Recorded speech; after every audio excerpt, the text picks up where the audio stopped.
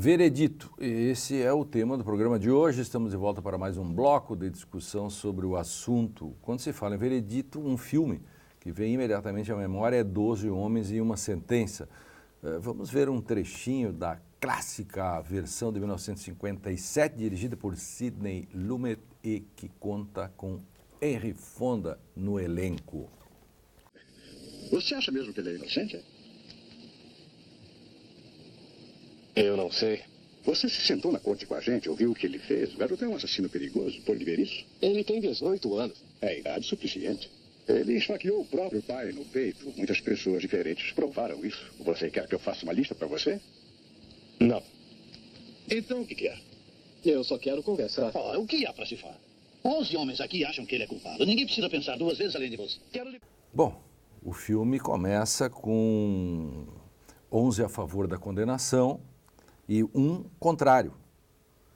E a partir da discussão sobre a prova termina com 12 votos pela inocência. É o triunfo da intersubjetividade. E a função da discordância, né? Intersubjetividade. Que haja discordância, que a diferença seja introduzida. Que efeito produz, né? Que efeito produz a introdução da diferença? Da diferença. Que é justamente o trecho esse que a gente assistiu, né, em que o sujeito diz, eu quero ouvir mais. Né? Eu quero ouvir mais. Nós temos a tarde inteira para discutir mais. Né? E aí vem uma outra questão importante, André. Presunção da inocência. 12 votos, começa com 11 pela condenação, um ao contrário. Esse do contrário presumiu. Não, e se fosse matemático, né, se fosse matemático, o mais fácil seria convencer esse voto divergente excluído. Né? Eu creio que volta a questão da common law e o formalismo, né? E aqui o problema dos júris que aqui no Brasil, Conrado, decidem por íntima convicção a sua liberdade e não precisa fundamentar, é por placar. Isso é um escândalo, porque não se fundamenta. Eu acho que essa questão, ela traz esse trecho trouxe muitas indagações, mas eu acho que a questão da dialogicidade, eu acho que nós temos que conversar um pouquinho sobre isso, que eu acho que isso é fundamental, a diferença entre os sistemas. Claro. Porque, por exemplo, assim, no sistema hierárquico, não existe praticamente diálogo nenhum. O que existe, pelo menos é o que nós vivemos ainda hoje, dentro dos tribunais, eu digo isso no sentido amplo, desde o primeiro grau, que há, na verdade, aquela busca da verdade real, da verdade substancial, ontológica, enquanto no sistema da common law, como o juiz não está investido de produzir ele a prova, o que acontece é que a melhor versão, o melhor debate, a melhor exposição da prova é que vai construir o veredito.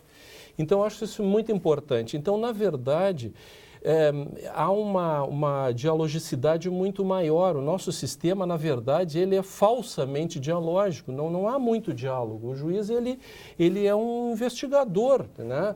E eu não digo isso, eu sempre procuro, assim, foi aí também que me interessei um pouco por essa literatura, né, por essa, digamos, doutrina mesmo do Damasca, porque, na verdade, toda essa questão da coleta da prova, ela traz outras implicações. Assim, a partir do momento que o juiz ele está fora do processo, que ele se vê fora, e aí a gente remete ao Gadamer, à hermenêutica filosófica, que quer dizer, ele não está participando do processo. Isso também é um problema. Na verdade, o Damasco é o final dessa questão, porque o tema é muito amplo, assim, para a gente tentar resumir, mas, enfim, ele também coloca que a melhor forma é tu também participar, poder fazer pergunta, mas não na escala e na intensidade que nós fazemos hoje.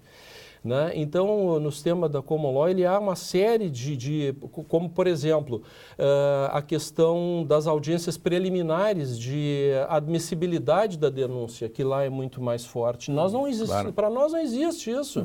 Existe Aqui se inventou uma coisa, André, que se chama, que não existe em lugar nenhum, mas é uma invenção, que chama indubio pro societate.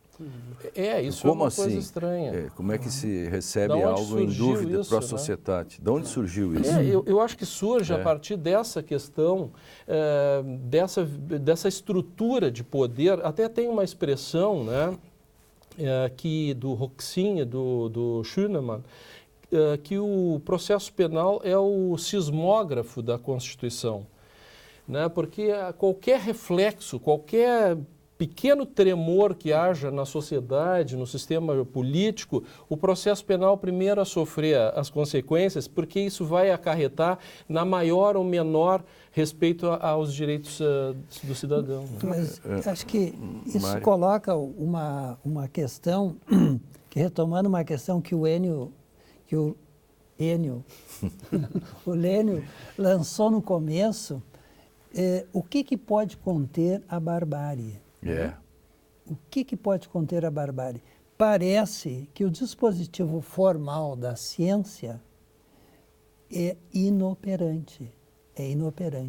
Por isso que isso que você está trazendo é muito interessante, né? Essa diferença entre esses sistemas, né? E aí eu volto a mesma questão Freud tem.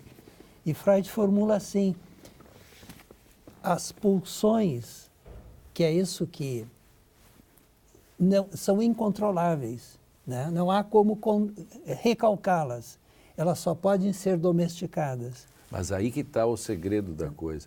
Quer dizer, a única possibilidade é você domesticar. O papel da teoria do direito ou do jurista é tentar domesticar a barbárie interior do sujeito. Que a gente vai ver agora, mais um trechinho do filme, em que aparece bem essa questão da Willitsumar, da vontade, a vontade de poder, em que o jurado diz, bom, assista o pedacinho que vocês vão ver o que ele diz e o desdobramento. Muito difícil colocar em palavras. Eu só acho que ele é culpado. Assim óbvio pelo resultado do julgamento. Ninguém provou o contrário. Ninguém tem que provar o contrário. O ônus da prova pertence à promotoria. A defesa nem precisa se manifestar. Está na Constituição. Ah, eu sei disso. O que eu falei foi... Eu só acho que ele é culpado. Alguém o viu? Bom, dá para ver que ele disse... Porque eu acho. Porque Ele eu só acho pode que ele é ser culpado. culpado. Ou seja, ele fez um raciocínio teleológico. E depois ele vai arrumar um modo de fazer... Mas no qual ele insiste, mesmo após as advertências, de que quem tem que fazer prova é a acusação e que a defesa não precisa provar nada e que a Constituição assegura isso e que no caso não houve nada, e ainda assim, depois desses constrangimentos, ele insiste que ele entende que deve ser condenado. Claro. Aí vem a questão do constrangimento, que é uma palavra que eu tenho usado muito, eu tenho um verbete no dicionário de hermenêutica que é o constrangimento. Na minha tese, Mário, é a questão de que se o sujeito da modernidade acha que pode fazer o que quer, ele não o faz no cotidiano. Mas ele faz quando tem o skeptro. Sim. Esse é o problema. Então, então, como trazer isso para fazer o controle dele? Constrangê-lo nesse sentido. No caso, esse jurado acaba sendo constrangido. Claro. Não, esse não. Os 11, Os 11 ficam constrangidos. No final, Sim, constrangidos. Os 11 ficam constrangidos. Veja o que é a dialogia, o que é a intersubjetividade. Agora, só para retomar aqui o ponto do Conrado, dos sistemas, e aí acho que a relevância tem a ver com o conto do Tolstói, né? Eu terminei contando a narrativa e dizendo, o problema é como que você produz esse veredito, né? O que ele chama atenção é o modo como você produz essa decisão no sistema anglo-saxão é uma coisa, o modo como você produz essa decisão no sistema da civil law brasileiro é outra, por razões que aqui nos escapam. O procedimento acaba sendo fundamental. O procedimento é fundamental, o procedimento aqui é condição de possibilidade para. Isso também é o que está no filme em questão, né? No fundo é submeter a crivo aquilo ali de uma maneira exaustiva, porque eles fazem diversas votações de tempo em tempo e dizem, mas ainda não chegamos a uma resposta. E aí o Mário aqui, que não é da área, você condena hoje no sistema brasileiro com 4 votos. Um sistema de júri. E não precisa só no sim e no não. Sim e não. Sim e não. É que sim e não. É que na verdade é o seguinte, o nosso grande problema eu acho que assim, são os filtros. Essa que é a questão. O juiz ele já vem, porque assim, essa tem sido a minha mas eu apanho por causa disso quando eu falo isso.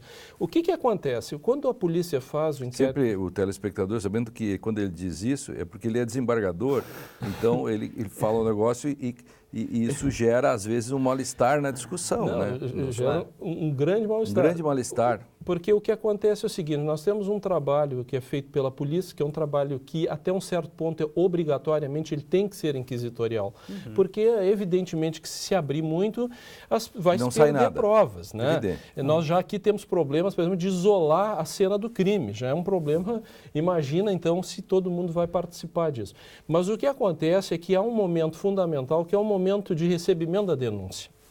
Eu acho que esse é um momento chave, que é o momento em que o juiz, na verdade, o sistema americano tem o grand jury. Sim. Então, que aquilo ali, o promotor, ele vai levar já as testemunhas vai abrir o processo e vai abrir o processo. Para ver se ele tem um caso. Nós estamos falando isso num plano ideal. Na verdade, nós sabemos que as coisas não funcionam bem assim. Lá, a maioria dos julgamentos hoje é a plea bargaining.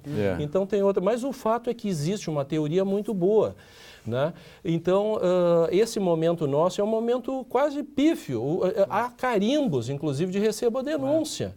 Né? Nós sabemos disso. A cada vez, talvez, hoje, vem se aprimorando, mas não faz muito tempo, nós carimbávamos receba denúncia. Então, você joga o cidadão, o peso vai sob a bota do Estado, que tem uma ação penal. Só quem pode ter uma ação penal é que sabe do peso disso, todo o peso do Estado em cima dele. As misérias do processo...